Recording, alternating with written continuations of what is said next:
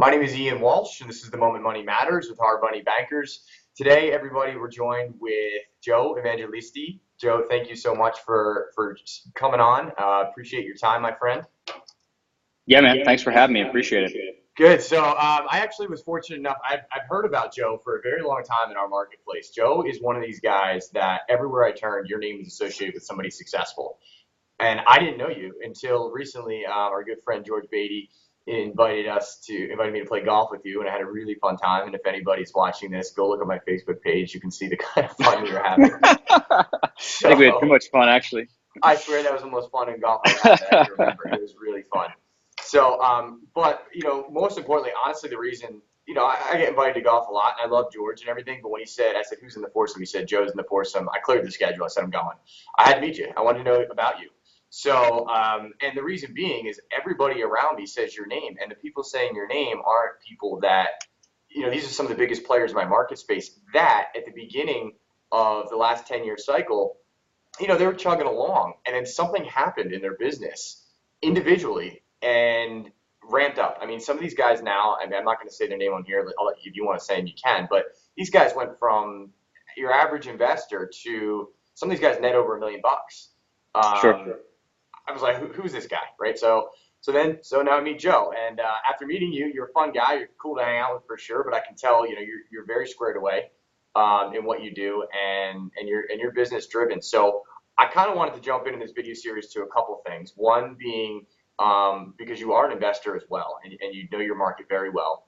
But I initially want to talk about building a business and some of the things that, as you have met with people and impacted their lives in such a way that I think it's important for people to understand some of the things maybe behind the scenes that you get into. So first one I wanted to talk about was, let's just say I come to Joe and I'm just talking, whether I come to your event, it's happening next week in California, or I did a local event maybe in New Jersey, but like, let's say I'm a business owner, I come to your thing, and what do I expect? Like, what happens? Like, what are some of the activities building a business that you have been able to make a pivotal moment in people's lives with?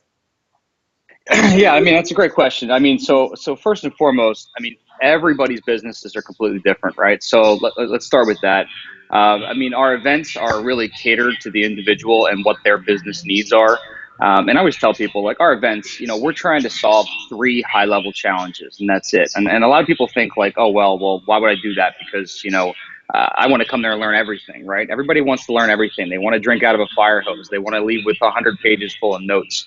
And the truth is, we try to keep it really, really simplistic. Now, I'm not saying you're not going to solve high-level issues and not super high-level challenges, but we try to keep it down to 3.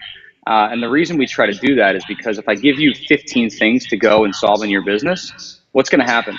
Most likely, you're not going to take action on hardly any of them. Or if you try to take action of them, you're on this one, then you're over to this one, then you're over to this one. You never complete anything, right?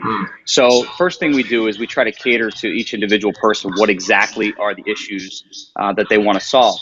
The irony of it is, though, Ian, as you know, because you're a successful business guy, you talk to a lot of people in business. A lot of people have the same challenges in their businesses, and I don't care what kind of business they're in.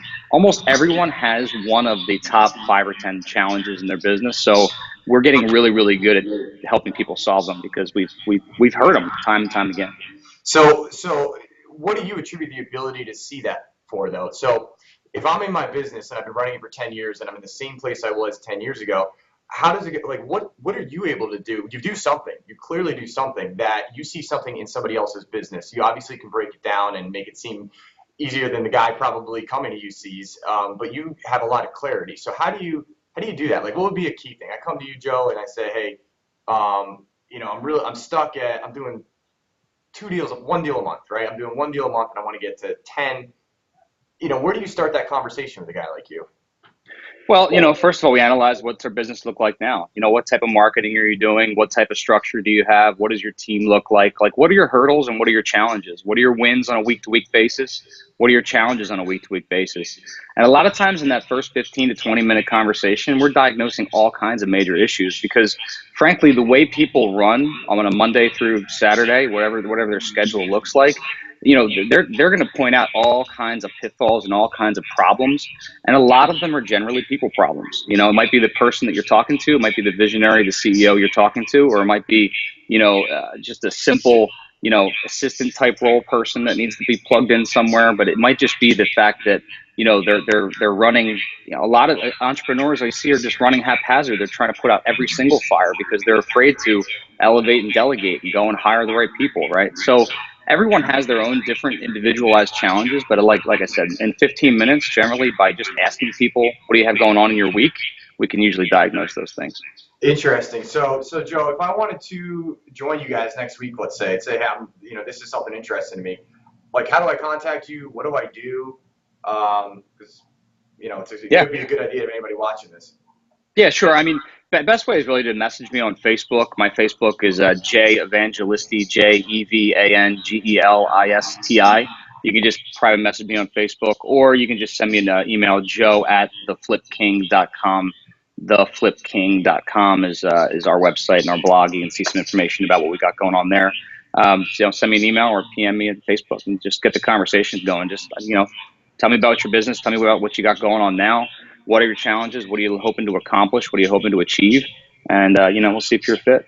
Sounds good. Thanks, Joe. As everybody knows, Ian Walsh, Hard Money Bankers, Ian at hardmoneybankers.com.